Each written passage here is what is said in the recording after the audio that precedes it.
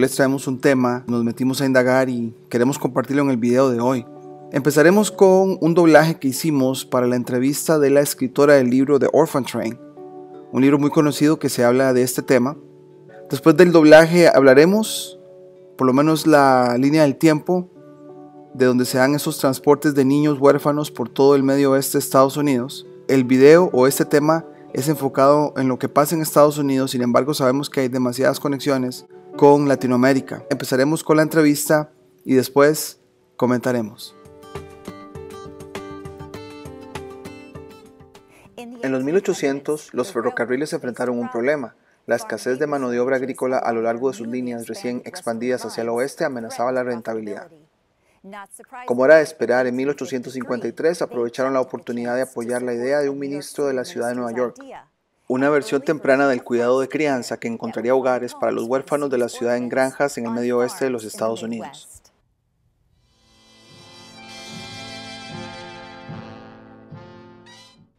Se les dijo, tus padres no son tus padres, tu pasado no es tu pasado, tu vida comienza cuando sos elegido. Los trenes de huérfanos comenzaron porque un ministro metodista de la ciudad de Nueva York, llamado Charles Loring Brace, miró alrededor de las calles de Nueva York y vio que había 30,000 niños viviendo en las calles.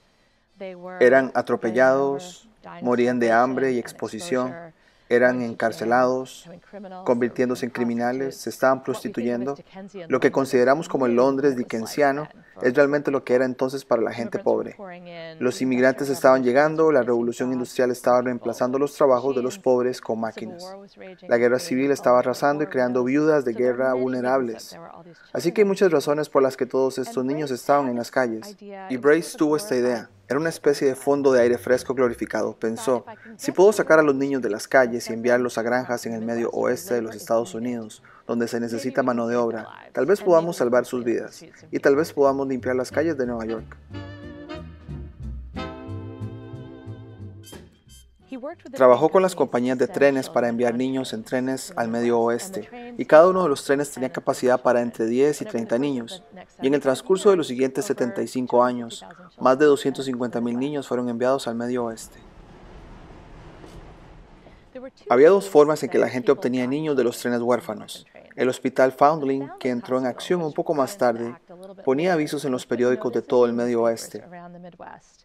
Y la gente escribía y decía, me gustaría un niño rubio, de pelo rizado, de ojos azules, de 7 años y de carácter dulce. Entonces miraban a su alrededor, encontraban a ese niño y lo subían a un tren. Y luego esa persona estaba esperando en el otro extremo.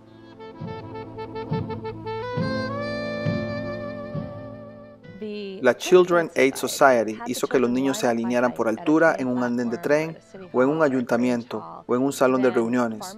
Luego los agricultores o quien quiera que viniera a menudo, al igual que en una subasta de esclavos, los hacían correr en su lugar, revisar sus dientes, revisar sus músculos, e incluso hacer que hicieran abdominales o flexiones para asegurarse de que eran fuertes, porque querían trabajadores. Los agricultores los tomaban del escenario y luego llenaban los certificados de posesión del niño. Se firmaron contratos entre las personas que llevaron a los pasajeros del tren y la organización, la Children's Aid Society o el Hospital Foundling, y decía, deberán ser contratados hasta los 21 años. Estos niños tenían de 2 a 14 años. 21 es mucho tiempo para trabajar para otra persona. Las personas que acogieron a los pasajeros del tren debían enviarlos a la escuela, 4 meses de escolarización al año. Para alimentarlos y vestirlos hubo un lenguaje sobre tratarlos como si fuera uno de los suyos. Sin embargo, fueron mano de obra. Para algunos de ellos, en realidad, fue una forma de esclavitud. Muchos de ellos no tuvieron más remedio que hacer lo que se les dijo que hicieran.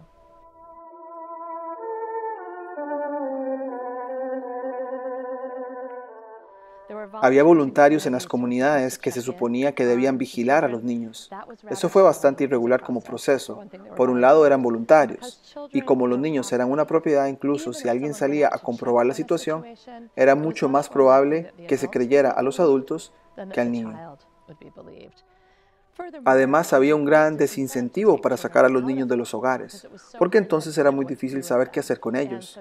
Por eso a menudo dejaban a los niños en situaciones que no eran realmente las mejores para ellos. Era un sistema imperfecto, y lo que significaba es que era absolutamente una ruleta, y los niños no tenían elección sobre a dónde iban, y las personas que aceptaban a los pasajeros del tren eran tan variadas como la naturaleza humana. Había gente muy buena, gente muy amable que aceptaba a los viajeros del tren, y también había gente que no era tan buena y amable. Incluso si las personas que los acogieron fueron amables, a menudo los trataron como un poco menos que una familia.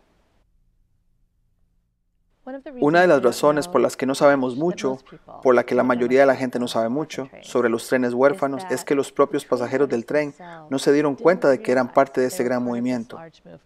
250.000 de niños que iban en esos trenes y la mayoría pensó que su tren fue el único que pasó. Para que puedan ver por qué no se organizaron más rápidamente o no se comunicaron entre sí.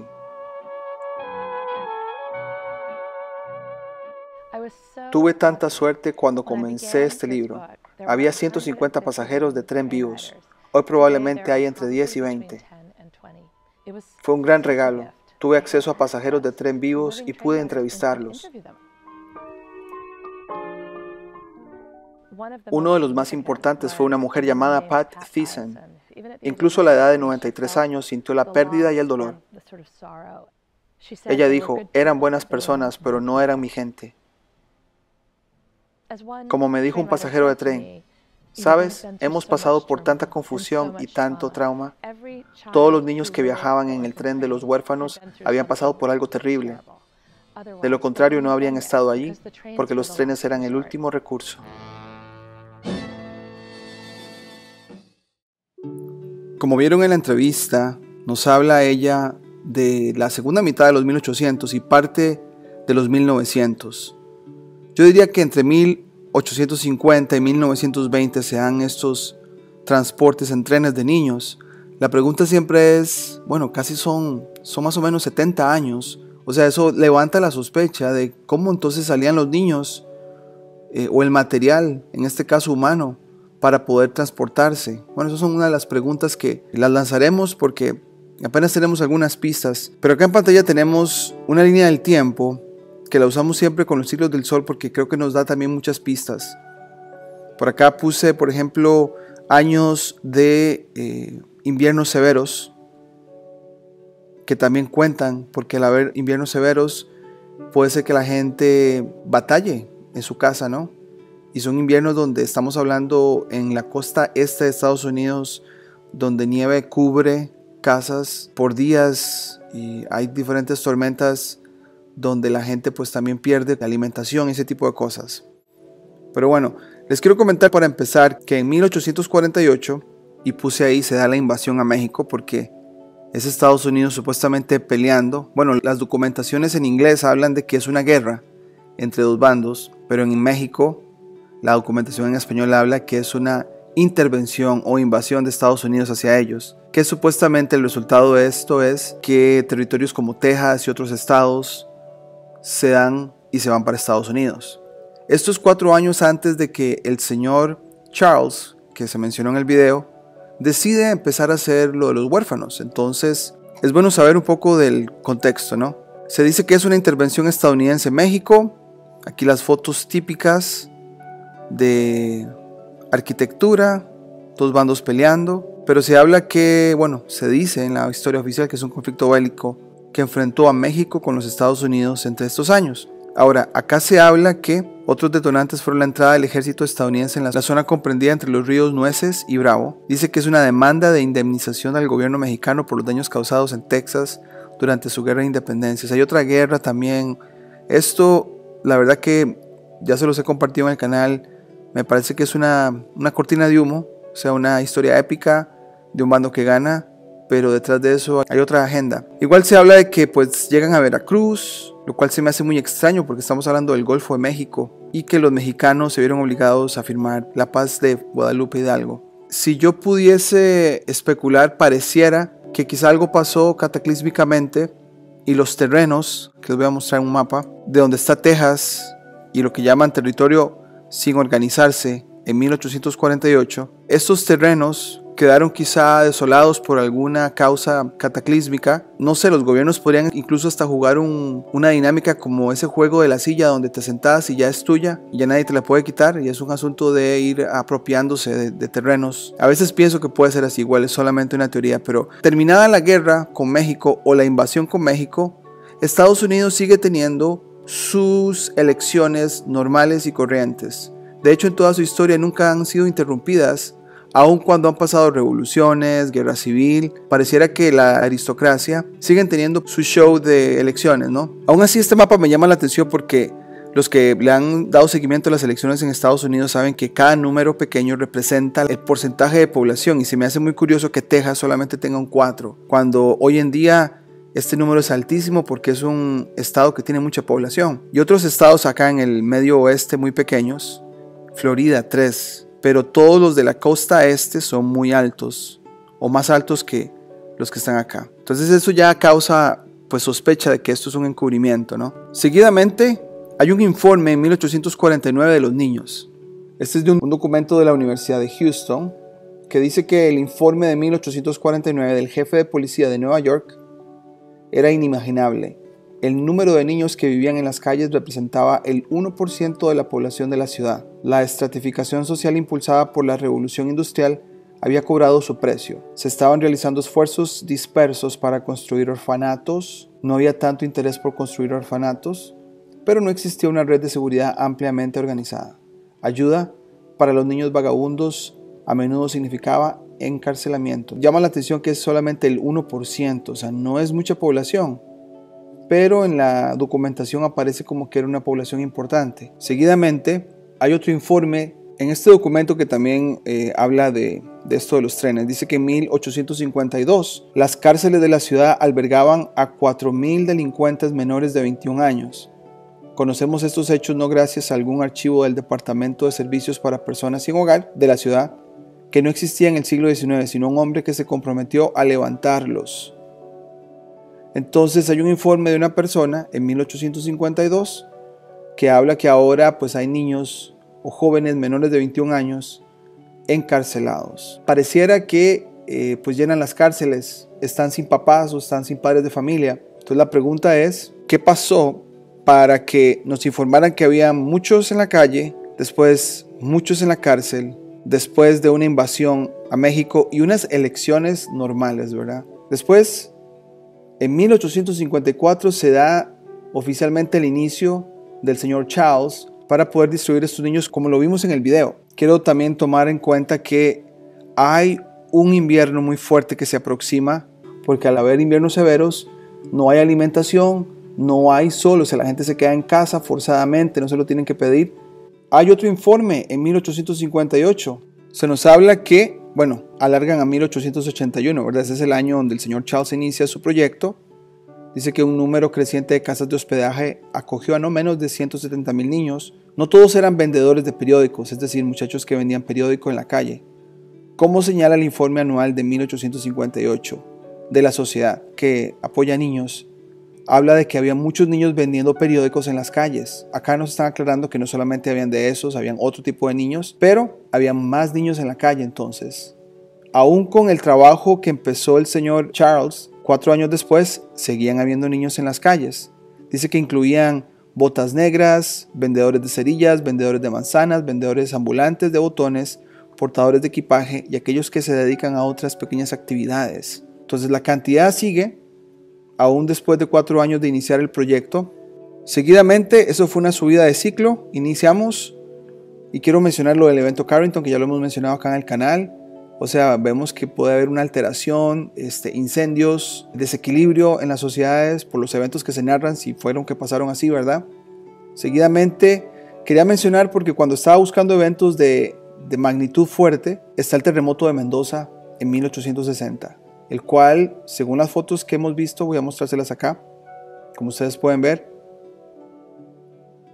fue fuerte. Aún así, lo que está escrito trata de decir que no fue tanto, se habla de 7 puntos y algo de intensidad, pero o sea, si eso estaba pasando en Mendoza, me pregunto si algo también estaba pasando en el resto del mundo y quizá también en Norteamérica, o en latitudes nortes. Seguidamente, en 1861, al parecer, hay menos niños en la calle. Dice por aquí que el señor Charles Brace reclutó a estos chicos para sus casas de hospedaje con la promesa de una casa limpia y una buena comida. Una vez dentro, sin embargo, consiguieron mucho más. Los chicos pasan las tardes de la semana de diversas formas, decía el informe anual de 1861 de la sociedad. Quiere decir que para este año ya habían algunos niños distribuidos y ya eran menos dando problemas en las calles. O sea, quizá usaron toda esta subida o estos años de acá distribuyendo bastante cantidad de niños. Seguidamente, lo más irónico es que hay una guerra civil en Estados Unidos que dura 4 años, la cual también la comentamos acá en el canal. Una guerra civil que supuestamente el tema o la discusión fue la esclavitud. El señor Abraham Lincoln liderando la alianza contra la Confederación. Sin embargo, como les comenté, o sea, mientras había guerra civil, las elecciones se hicieron normalmente. Qué extraño, ¿verdad? Que mientras algo pasa, las elecciones no se pueden quitar, eso sigue en agenda, ¿no? A veces pareciera que es simplemente un show, como ya lo hemos mencionado acá en el canal. Y después, un terremoto, el de San Francisco en 1868, o sea, tenemos bastantes, digamos que, actividades intensas que podrían haber afectado la población. ¿Y qué pasa? 1872, al parecer ahora hay más niños en la calle. O sea, si este señor empezó en el 54 y ha ido como en camino constante, pensaríamos que los niños se irían reduciendo, pero no, aumenta. ¿Será que el terremoto y la guerra civil o lo que fuera que haya pasado, en mi opinión, pudo haber sido cataclismos? Reduce la población en el sentido de que los padres son los que mueren, pero los niños son los que sobreviven. Y la pregunta es, ¿cómo un niño puede sobrevivir? Bueno, aquí les dejo un segmento que tenemos de nuestra serie Atlantis, donde a mí me pone a pensar que quizá los niños en edad temprana, sin ninguna medicina, sin ningún químico, probablemente pueden desarrollar niveles de adaptación enormes. Y después seguiremos con el gráfico. ¿Cuántos recuerdan a la bebé Jessica que cayó al pozo de Texas? 18 meses, su pierna izquierda se deslizó en una tubería, su pierna derecha detrás de ella, forzando el split mientras se deslizaba dentro de una tubería de acero de 20 centímetros. Cayó 6 metros y estuvo atrapada durante 2 días y medio. Desarmaron todo el vecindario tratando de sacarla de ese pozo. Salían las noticias cada 15 minutos, ¿la recuerdas? La bebé Jessica todavía está viva. Bueno, finalmente la sacaron del pozo. Gran parte de su cuerpo se había vuelto negro por falta de circulación. Su pierna derecha estaba totalmente negra porque había sido torcida y pegada en su cara por detrás. Uno de los médicos dijo, tenemos que cortarle la pierna inmediatamente. Otro dijo, oye, antes de que le cortemos la pierna, intentemos ponerla en una cámara de oxígeno hiperbárico. ¿En qué? Oxígeno hiperbárico. Pusieron a Jessica en una de estas cámaras, la llenaron de oxígeno puro y la bombearon al doble de la presión normal.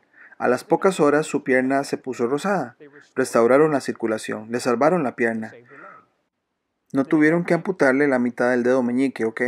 No pudieron salvar eso. Lograron no perder una pierna con pocas probabilidades. Como vimos en el video, el oxígeno en este caso ayudó a que una niña recuperara su sangre y se recuperara casi del todo. Quizá, no sé, las incubadoras que hemos visto en algunos videos de Tartaria podrían ser la razón de su uso también. Igual lo dejo a pregunta, pero en junio de 1872, entre 20.000 y 30.000 niños vagabundos frecuentaban la ciudad, durmiendo no en los sofás de sus abuelas, como a veces se define la falta de vivienda como un asunto legal hoy, sino en las calles.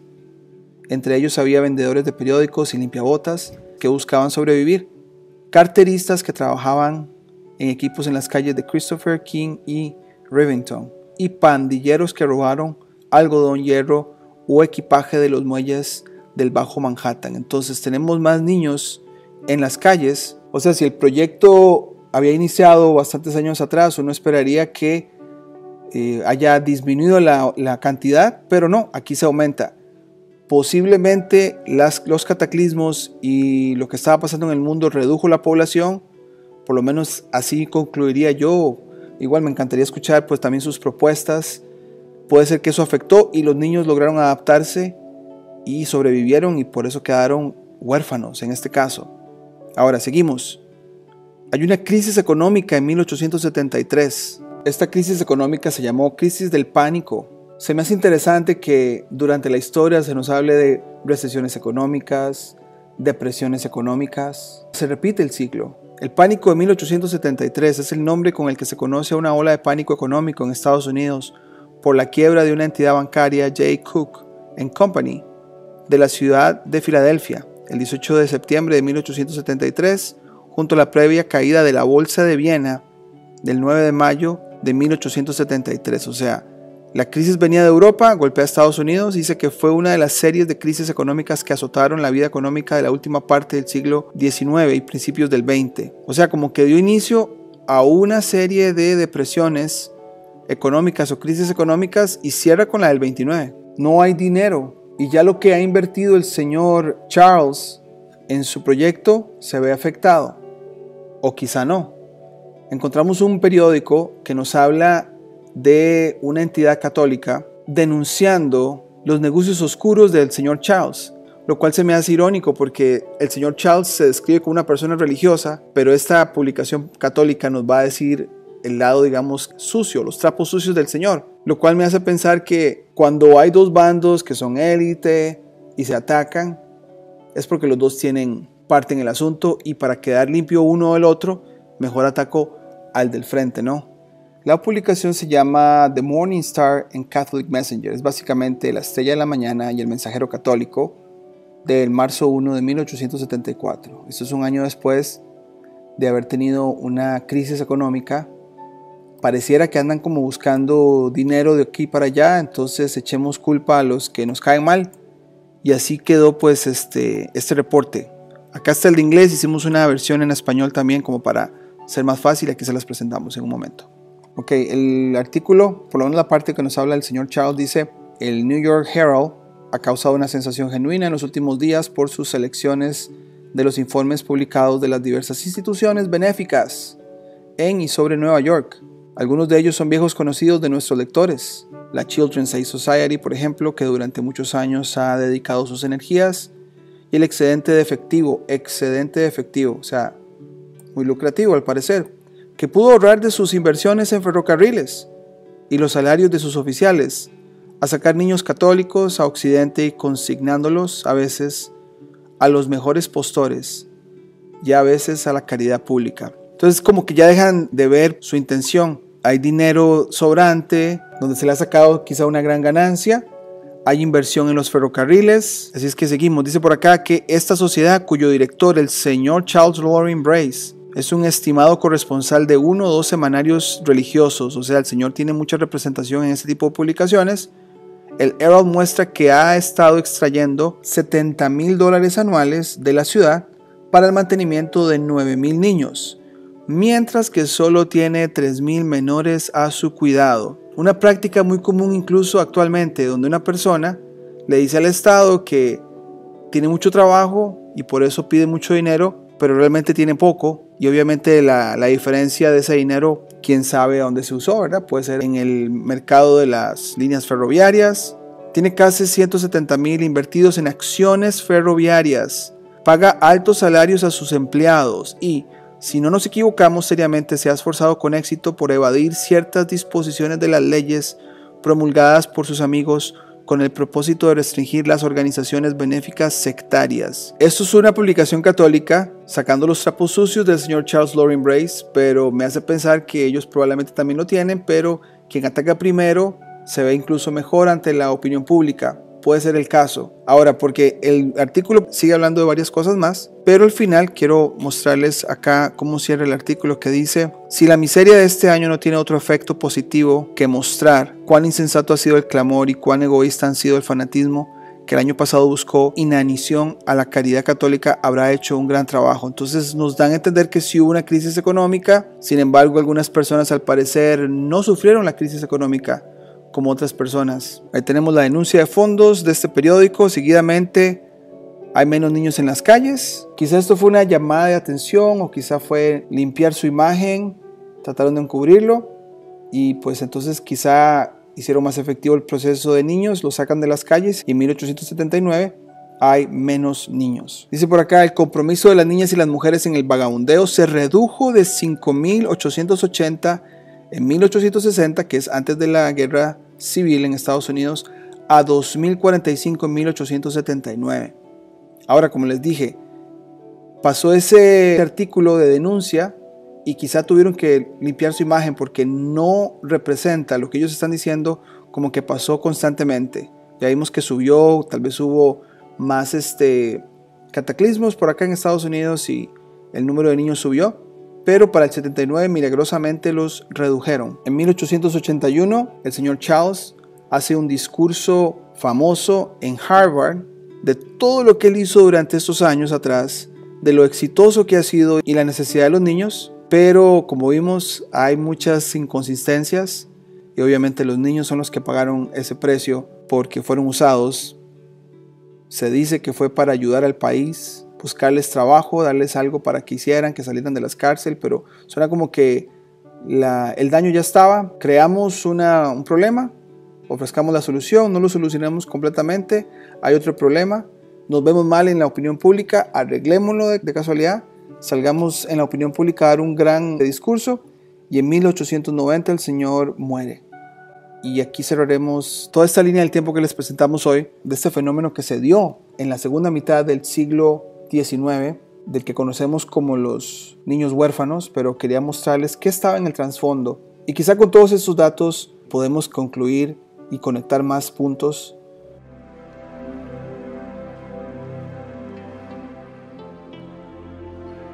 A man named Charles Loring Brace had moved to New York from Connecticut about this time and was appalled by what he saw. Having studied theology, he was unsure that a church ministry would be his calling. Instead, he chose to work with the poor at a New York City mission. He had seen the poverty of New York firsthand and wanted to do something about it. Brace observed, "The truth seems to be that each infant needs one nurse or caretaker, and that if you place these delicate creatures in large companies together in any public building, an immense proportion are sure to die." When Reverend Charles Loring Brace noticed all of the overcrowded tenements and kids on the street, he knew that something had to happen. Brace founded the Children's Aid Society in 1853. The society facilitated the placing out of children from existing orphanages. Later, in his 1872 book, Brace explained, "Most touching of all was the crowd of wandering little ones who immediately found their way to the office. Ragged young girls who had nowhere to lay their heads, children driven from drunkards' homes, orphans who slept where they could find a box or stairway, boys cast out by stepmothers or stepfathers, newsboys whose incessant answer to our question, 'Where do you live?' rang in our ears, 'Don't live nowhere.'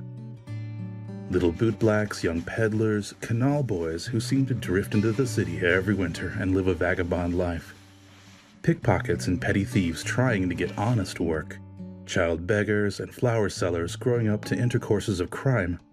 All this motley throng of infantile misery and childish guilt passed through our doors, telling their simple stories of suffering and loneliness and temptation until our hearts became sick." During this time period, homeless people were considered criminals, that if you were homeless, you deserved it. And he really had the forward thinking to realize that these children were born into it. They didn't really have a choice. Brace began wondering whether farmers in the Midwest and elsewhere, many eager for a helping hand, might welcome these children. They needed help establishing their claims and homesteads. And so he set up, it was kind of an indenture program where the children were expected to work for their room and board, work on the farm, help establish their claim. But then the parents in turn were supposed to educate them, send them to Sunday school, send them to church, give them a good Christian upbringing as well.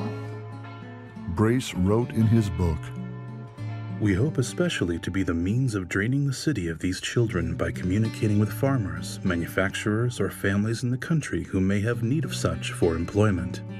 In September 1854, Brace's dream of sending children to new homes in the rural West became a reality when the first orphan train was sent to Dowagiac, Michigan. The society sent 47 boys and girls, ages 7 to 15. The test was deemed a success, and more trains carried children away from New York in the subsequent years. Within 10 years of the first orphan train being sent to the Midwest, The nation was embroiled in the Civil War. The war created thousands of orphans and half-orphans who were ultimately placed on the orphan trains.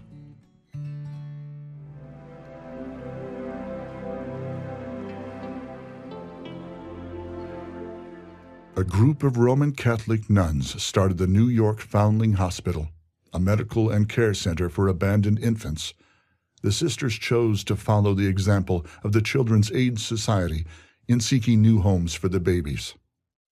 What the Sisters of Charity did in 1869, many years later than the orphan trains beginning with the Children's Aid Society, was they set a basket out, a cradle, if you will, and any mother could leave a child she could no longer care for with no questions asked. And they started sending children out on their own version of the orphan trains. Those were called the Mercy trains or baby trains because they focused on younger children, and you essentially ordered a child from the New York Foundling Hospital. The New York Foundling Hospital had a little bit more of a family-oriented selection process where they would write in, the families would write into the orphanage and say, I want a blue-eyed, blonde-haired boy. And they would get a blue-eyed, blonde-haired boy. Yeah, it was like ordering a child out of a catalog.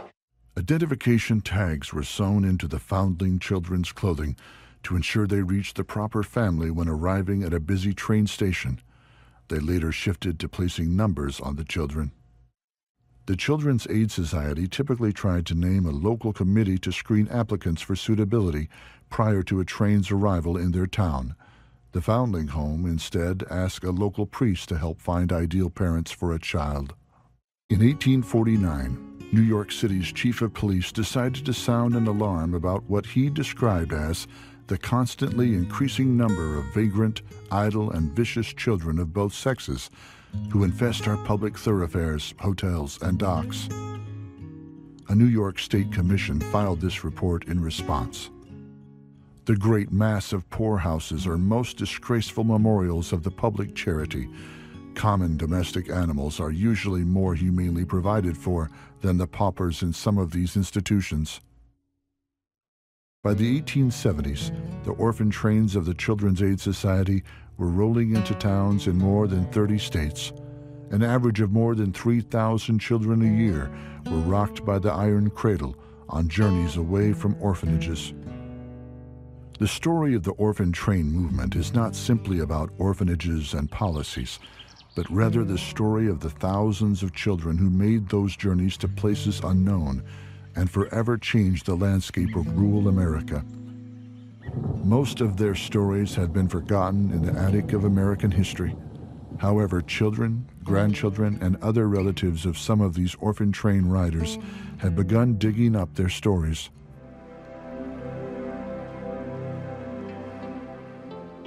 Esta vendría a ser la segunda parte del tema de los niños huérfanos en trenes. Queríamos darle continuación. Yo enseñé esta línea del tiempo en aquel momento para que más o menos vean ustedes los eventos que se dan antes y después del inicio. Acá el inicio, 1854, según la narrativa oficial, es cuando este señor Charles hace inicio del movimiento de niños huérfanos, y a partir de ahí quisimos darle seguimiento a todos los eventos que ocurren durante estos años, con los picos solares también, como para tomar una idea, hasta la muerte del señor Charles en 1890. Entonces hay varios eventos que pasan desde el inicio hasta la muerte del señor, donde la cantidad de niños se reduce, después la cantidad de niños sube y después se reduce. Propusimos la pregunta de que si se inició en ese tiempo y era un buen sistema para distribuir a niños huérfanos, para la muerte del señor Charles, quizá ya se hubieran distribuido muchos niños, pero siempre era un altibajo, a veces sí, a veces no. Entonces, ¿qué causaba la reducción de niños, el aumento de niños? Así es que seguimos con la pregunta. Queríamos mostrarles esta línea del tiempo porque los videos que voy a mostrar hoy ya nos hablan un poco más después, finales del siglo XIX, inicios del siglo XX. Antes de empezar con el primer video, quiero decirles de dónde los estoy tomando. La fuente es Iowa PBS. Para los que no saben, PBS es Public Broadcasting Service, que supuestamente es neutral. Pero Si ponemos en perspectiva que hay dinero del gobierno de Estados Unidos para financiar una cadena así, obviamente hay agenda de por medio. Así es que vamos a presentar un par de estos videos hoy y después comentaremos. It was March 15th, 1906. The train pulling into the eastern Iowa town of Hopkinton that morning would have attracted an unusual amount of attention. Townspeople would have stopped what they were doing to watch. Shop owners would have stood in their doorways as the locomotive slowed near the depot. A notice placed in the Hopkinton newspaper days earlier had described the upcoming arrival of a company of orphan children. It said, "The object of the coming of these children is to find homes in your midst, especially among farmers, where they may enjoy a happy and wholesome family life, where kind care, good example, and moral training will fit them for a life of self-support and usefulness." Inside the train that day, 8 children would have peered out the windows, wondering about this place so far from New York. The group soon made its way off the train and down the block to the Hotel Hopkinton. After changing into the finer clothes they had been given, they were escorted to the nearby Masonic Lodge, where a group had gathered to see the children being offered. The boys and girls were asked to stand and sing a song, recite poetry, anything that might endear them to the crowd. By the time the gathering had ended, each of the 8 children had gone home with a different set of strangers. Between 1854 and 1929, this scene played out many times across the United States, particularly in the Midwest.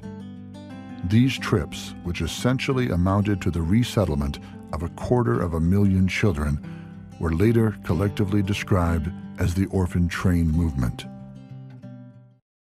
Within 4 years of that train's arrival in Hopkinton, Iowa, the state's residents had taken in more than 6,600 children, most from New York City or other urban orphanages. The trains delivered boys and girls to more than 300 Iowa towns and cities over a 75-year period. Some individual Iowa communities took in more than 25 children from the orphan trains. These included some of the larger communities, such as Dubuque and Cedar Rapids, but also smaller towns, such as Osceola, Emmitsburg, Springville, and Sidney. In 1900, Manila, Iowa had only 773 residents, but it accepted at least 25 boys and girls. Historians believe that the state's residents eventually welcomed 8,000 to 10,000 orphan train riders.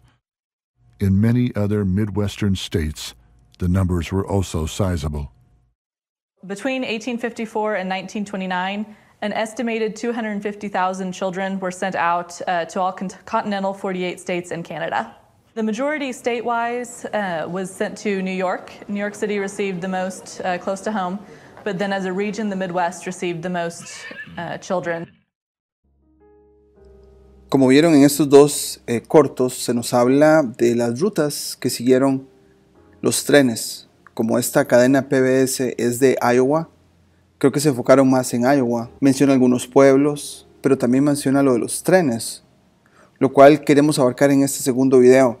Esto de las líneas ferroviarias me llamó la atención porque cuando averiguamos un poco más, tiene mucha conexión con los ríos y los ríos que habían en Estados Unidos en cierto tiempo.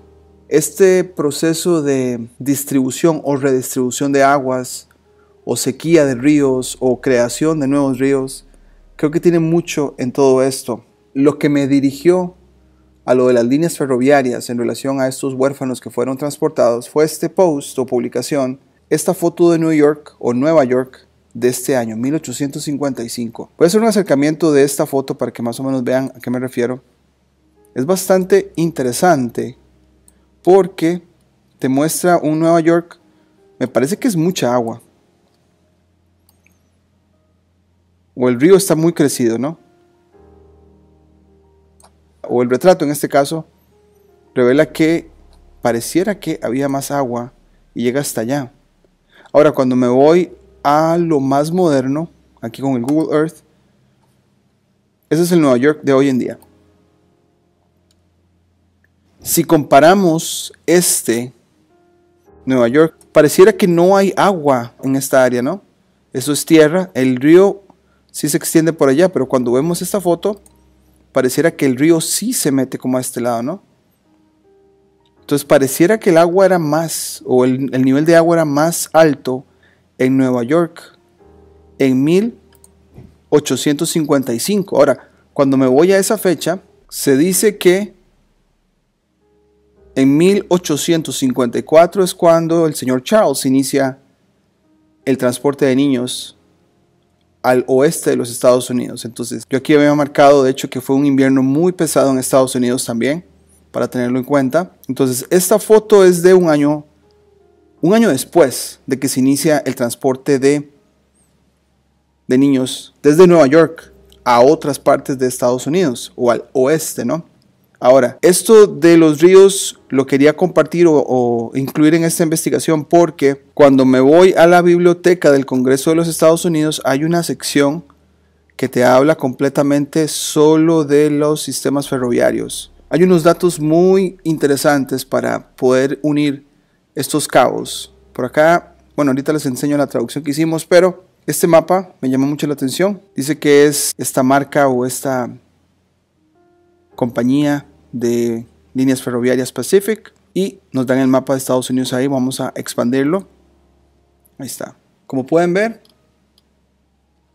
las líneas como negras, como les estoy mostrando acá, son las líneas que ya estaban o se marcaron para los ferrocarriles.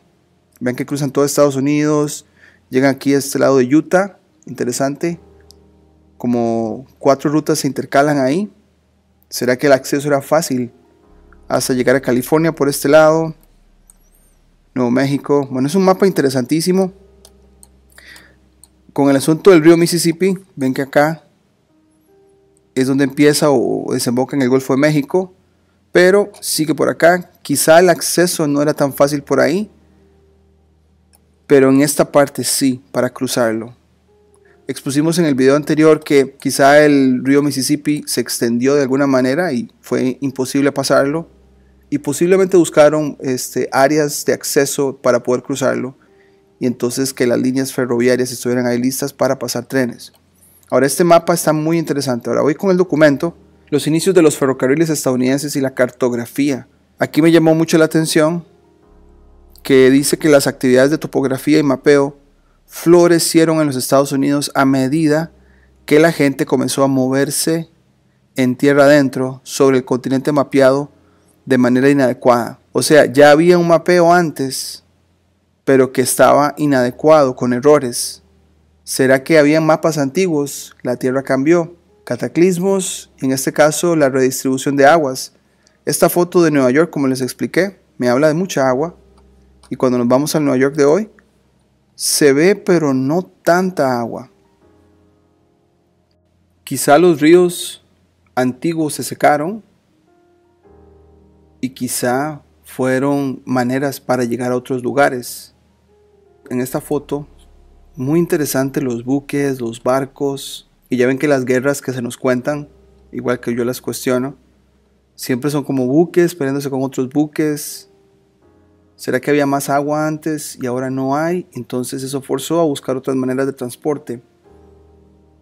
Esa podría ser una de las posibilidades. Ahora, en este documento que me habla de trenes y líneas ferroviarias, pero la cantidad de referencias a barcos y a transporte marítimo, por ejemplo, barcos de vapor. Por acá tengo la máquina de vapor, fueron adaptadas por John Fitch. Dice que para propulsar un barco en el río Delaware. Pareciera que la tecnología a vapor empieza en barcos y después es trasladada a los trenes. Muy conveniente, ¿no?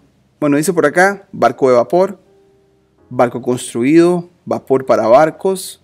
Nos hablan de, por ejemplo, al año siguiente se utilizó para unos exámenes y reconocimientos determinar la viabilidad de unir las cabeceras del Kanawha con el río James y el río Roanoke por canales o ferrocarriles. Entonces, qué interesante que los ríos estén ligados al proceso ferroviario. Bueno, eso me hace a mí sospechar que la naturaleza te da chance de hacer las cosas más fáciles. Si un río te lleva de un punto A a un punto B y es navegable, ¿por qué no usarlo? Siento que eso fue como la primordial vía por conveniencia. Una vez que el agua se seca, posiblemente los forzó a buscar otras alternativas y de ahí los ferrocarriles. Y en esta necesidad de ferrocarriles y contar con recursos para construirlos, usan a los huérfanos de dos maneras, tanto para poblar como excusa para que hubiera financiamiento y pudieran utilizar todo ese dinero en abarcar lo más que se pudiera del país, que quizá antes se hacía nada más a manera de río, ¿no? Ahí está Nueva York y nos vamos a lo que es Iowa, que son todos estos pueblos acá que marqué, todos los que se mencionaron en los cortos donde fueron niños llevados. Acá tenemos. Ahora, de los pueblos que se mencionan, hay cosas muy interesantes. Por ejemplo, si ustedes ven en este, Dubuque, hay un río a la par de ese pueblo. Después por acá, Hopkinton, que es donde inicia el video, donde se dice que había una logia masónica y que ahí fue donde se hizo la distribución de niños, lo cual me pareció muy sospechoso que ellos sean los que organicen el evento, ¿no? Ok, ahí tenemos Hopkinton. Aquí pueden ver que está un río, se ve pequeño, pero quizá fue algo grande. No sé, a veces la vegetación nos puede decir mucho de eso, ¿no? Ahí está el mapa de lo que es Iowa y aquí está Nueva York. O sea, los niños salen de acá. Para que se den una idea, vamos a hacer aquí la medida de cuánta distancia hay, por ejemplo, a Hopkinton. Estamos hablando de unos 1.300 kilómetros de distancia. Pero esto de los ríos con los trenes me llamó mucho la atención. Y esta foto de Nueva York particularmente también. ¿Qué piensan ustedes? ¿Será que ríos se secaron? ¿Ríos se distribuyeron? ¿Los ríos marcaron las nuevas líneas del tren? Las líneas de tren quizá fueron escarbadas porque estaban enterradas y fue más fácil llegar a los lugares que ya estaban.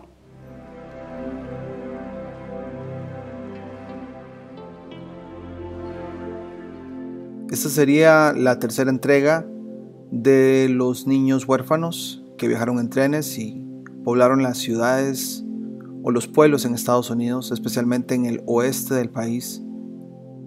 Así es que, aunque la historia de los niños huérfanos empieza en 1854, no hay muchos documentos que nos ayuden a encontrar relatos de los primeros niños.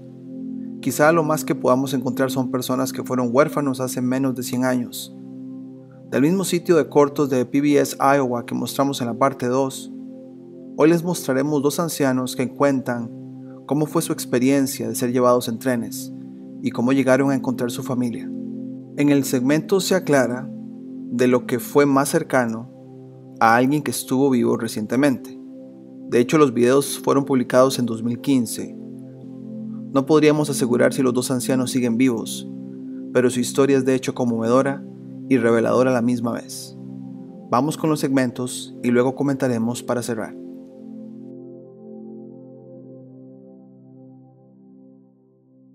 On occasion, brothers and sisters had to be separated. This caused many tearful separations. They tried to keep siblings together as much as they could.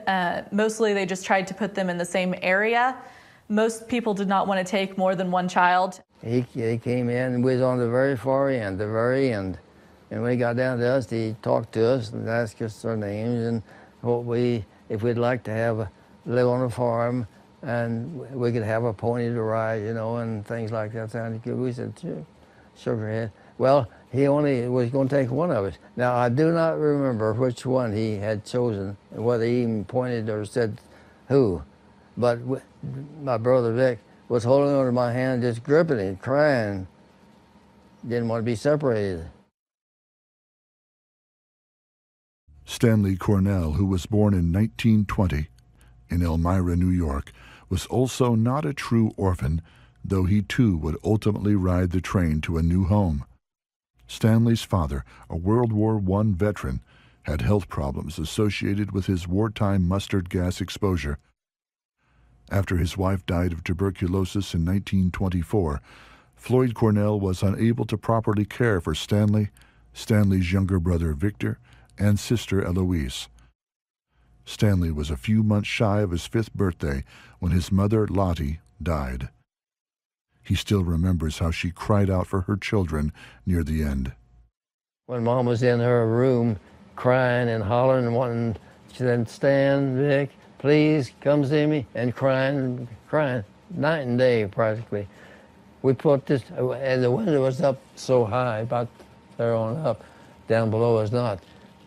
I got the wagon up there, and then there's an orange crate that I set inside of the wagon so I could climb up to the window and get in the window because the door was locked to her room. He believes his relatives may have tried to keep him away from his mother because tuberculosis is contagious. As a young boy, however, he didn't understand. I crawled up in there, out to inside the window, and I helped my brother up. Then we both went over to her bed, and she held her hand and was crying. And I don't remember what she had to say, because I was too young, I think, and also she was crying so. But I think what she told us, she knew she was dying. After his mother died, he sometimes felt like no one was looking after them, especially as his father tried to work while struggling with his own health problems. 2 ladies came out in a big limousine to us. It looked like a big, and we didn't have a car, of course, but it looked like a big limousine. And they come in and talk to Dad, and then they talked to us and asked us if we was happy. And I can remember saying, "Not really, no, not really."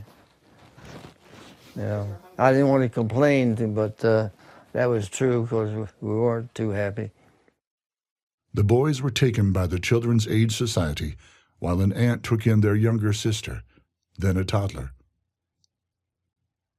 At the orphanage, children were separated by gender. Even on the playground, a tall brick wall separated the boys from the girls. My brother and I were separated when we was in there for those 6 months, but in between the houses, they had about 15 feet of chicken wire so that we could get together. And every day at noon, Vic would come from his side, and I'd meet him down front, and we'd talk through the fence. The children were given sparse and simple meals, milk, bread, or soup. Occasionally, they were given a piece of fruit. Then they'd come by before we finished, and they'd leave an apple or a banana, orange, as you know, for each one of us. And if you went outside, out of the building to out in the yard, the bullies would take it away from you. It was not a very pleasant place to be at times. However, it was a place that we stayed warm, you know, at night, and had some change of clothes and things like that. Before Stanley and Vic Cornell ended up with the Lutie, Texas farm family that would end up providing them a wonderfully happy childhood, they were sent away from a half-dozen other households. Well, we lived in 6 different homes that rejected us after the first month or 2 or 3 months, sent us back because they didn't want to keep us. And I don't know what the reason was. Yeah, I was too young to know whether we couldn't get along with their baby sister or brother, or was mean to them, or I don't know what. Stanley Cornell, now a Colorado resident, counts himself and his brother Vic, now living in Idaho, among those who were snatched from poverty and woe. The man who would raise the 2 boys as his own had never planned to take in a child from the orphan train that arrived in the Texas panhandle town of Wellington one December night in 1926. It was a neighbor who suggested it. He was in town that day. He bought a new Model T, and he needed flaps on his windows on his car. So the farmer that rode in with him says, "Mr. Deidre, you got 2 girls, 10 and 13. You've always wanted boys, at least a boy." Yeah, I'd like to have a boy. So he said, "Let's stop by." The children from the train were lined up. An agent traveling with the children encouraged the farmer to take both boys, as Vic clung to his big brother's hand and cried. They only had each other and had already been to 6 other homes where it hadn't worked out. J.L. Deidre agreed to take both. His wife, waiting at home with the girls, had no idea her husband had even stopped to see the children from the train. Mom was wanting to sew. She liked to sew, but she's always done, she wanted to sing her sewing machine is what she wanted. And she thought that was the day that he was going to get one for her. Well, he drives up and he goes in the house. He says, Mom, you and the girls go out there and get the groceries out of the back seat. And it's still snowing and blowing, so they go out there. And when one of the girls opened the door, they see the movement of the blanket and some voices, and they jump back, and one of them squealed. It scared her. And finally, one of them pulled the blanket off, and there was this two white-headed kids there, eating candy. They picked us up and carried us in the house just like it was worth $1 million. And boy, they gave us a good home. That was home. Years later, after serving in World War II, Stanley would reunite with his birth father. His sister had found her brother several years earlier. Stanley let his birth father know that his childhood had turned out wonderfully. They kept in touch over the years, but he always saw his adoptive parents as his real parents.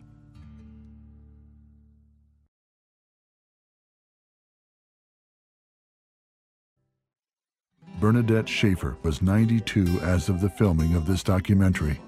She's also part of the shrinking group of living orphan train riders.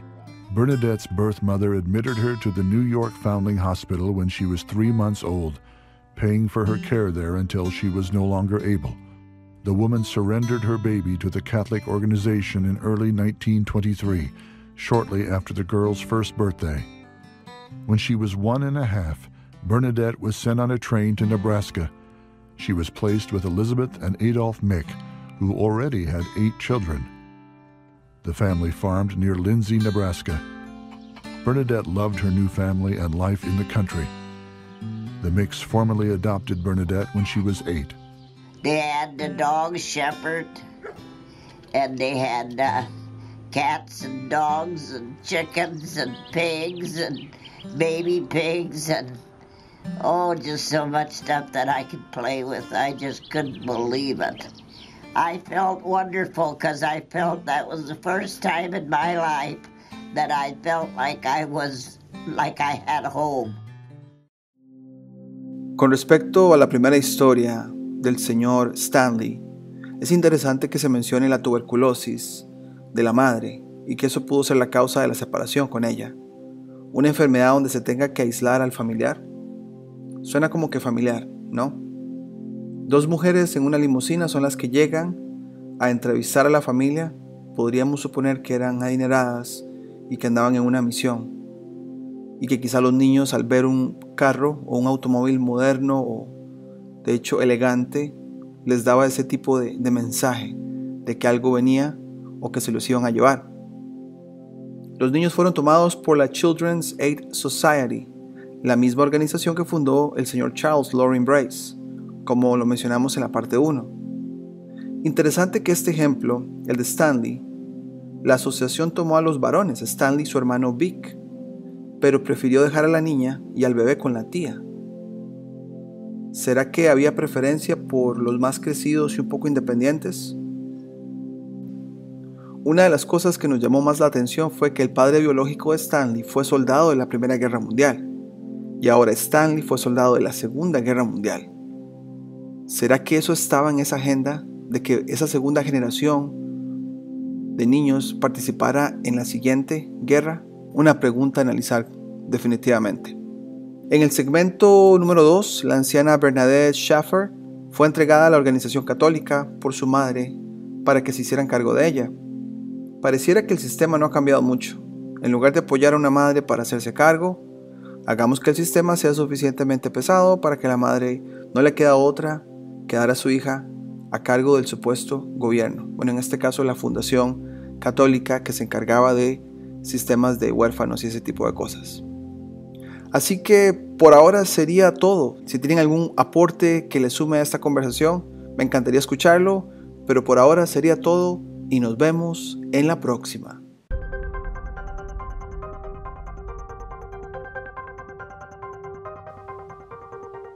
Si te gustó el contenido del canal, no olvides suscribirte, darle campanita para notificaciones, darle me gusta, comentar o compartir.